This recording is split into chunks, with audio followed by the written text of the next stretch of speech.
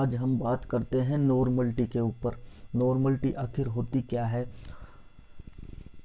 किसी भी सोल्यूट का ग्राम इक्विवेलेंट वेट सोल्यूट का अगर 1 लीटर सॉल्यूशन के अंदर डिजोल्व कर दिया जाए तो वो उस सॉल्यूशन की नॉर्मलिटी कहलाती है। अगर हम ग्राम इक्विवेलेंट वेट के बारे में बात करते हैं तो क्या होता है कि ये सोल्यूट का जो मोलिकुलर वेट होता है वो उसके जो सोल्यूट के हाइड्रोक्सिल और जो हाइड्रोजन आयंस होते हैं उसकी कंसंट्रेशन को वेरीफाई करता है। अब इसके अंदर क्या होता है कि ग्राम मोलिकुलर वेट होता है सोल्यूट का। जैसे सोल्यूट का मोलिकुलर वेट जैसे सोडियम हाइड्रोक्साइड ले लेते हैं, यहाँ पे इसका मोलिकुलर वेट होता है 40।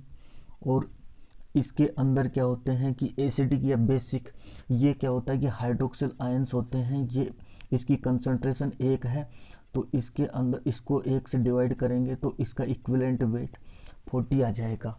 अब उसके बारे में बात करते हैं हाइड्रोक्लोरिक एसिड की।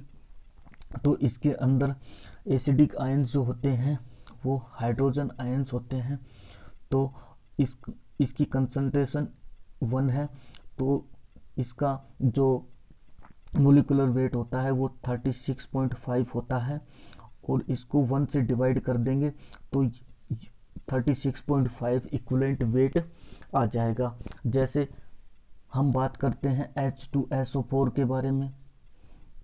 H2SO4 का मोलिकुलर वेट 98 होता है और इसके अंदर जो हाइड्रोजन आयंस होते हैं उसकी कंसंट्रेशन 2 होती है।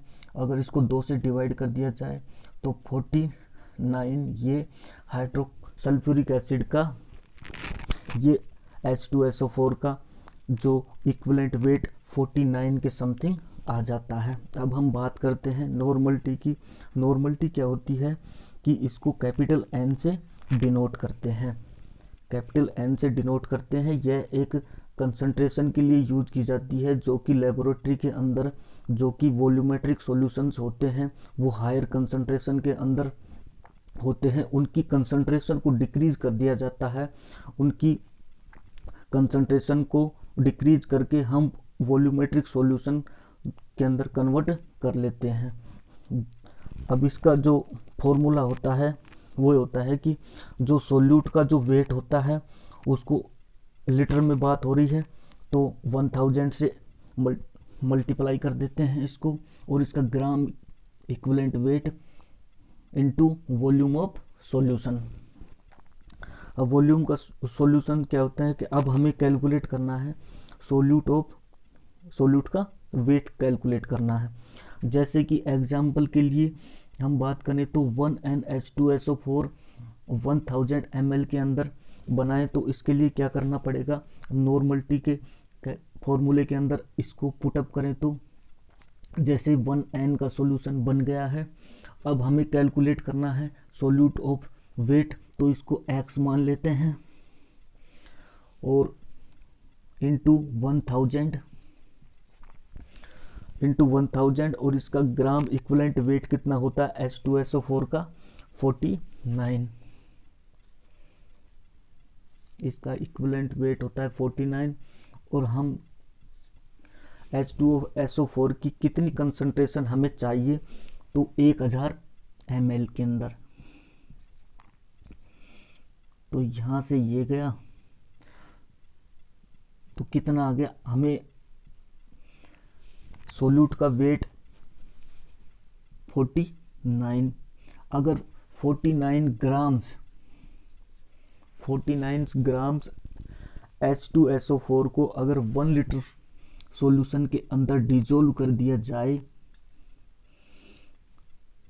तो 1N H2SO4 का सॉल्यूशन बन जाएगा।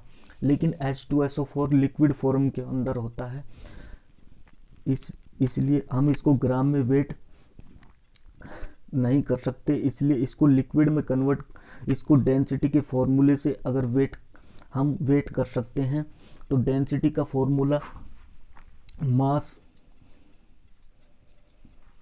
बटे डेंसिटी, इसका मास होता है 49 है इसकी डेंसिटी होती है 1.84। अगर हम इसको कैलकुलेट करें तो 26.63 ml। अगर 26.63 ml H2SO4 को